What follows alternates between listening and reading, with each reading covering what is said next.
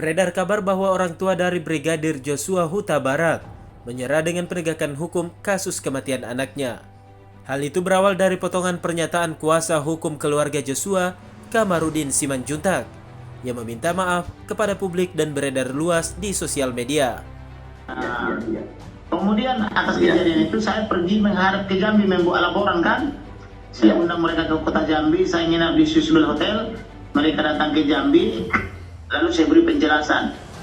Kesimpulannya mereka sudah lelah karena perkara yang harusnya setengah hari selesai, 3 bulan pun tidak selesaikan gitu. Jadi ya sudahlah, sampai di sinilah kan begitu. Namun belakangan ini tim pengacara keluarga Joshua membantah telah menyerah dalam penanganan kasus pembunuhan berencana di Komplek Polri Duren 3 ini.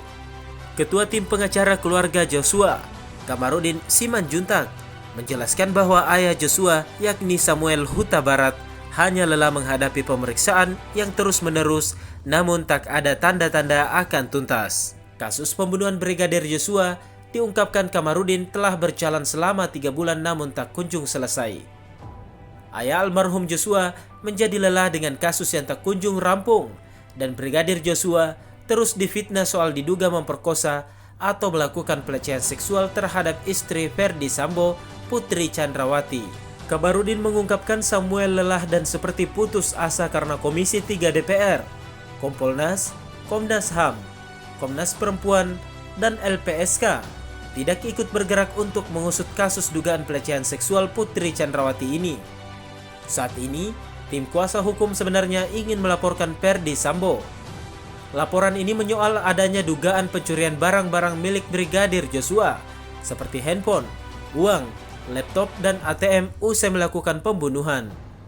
Namun, laporan ini tidak jadi dilakukan karena keluarga Brigadir J telah merasa lelah.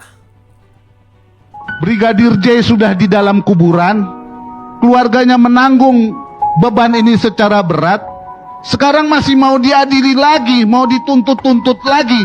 Dan sekarang yang melakukan adalah Komnas HAM, lembaga yang kita perjuangkan dan kita dirikan untuk melindungi korban, bukan untuk melindungi polisi. Saya sedih betul, terus terang saja, saya sedih. Dari mana jalannya? Kan saya udah bilang dari awal ke Ketua Komnas HAM, you tidak pro justisia.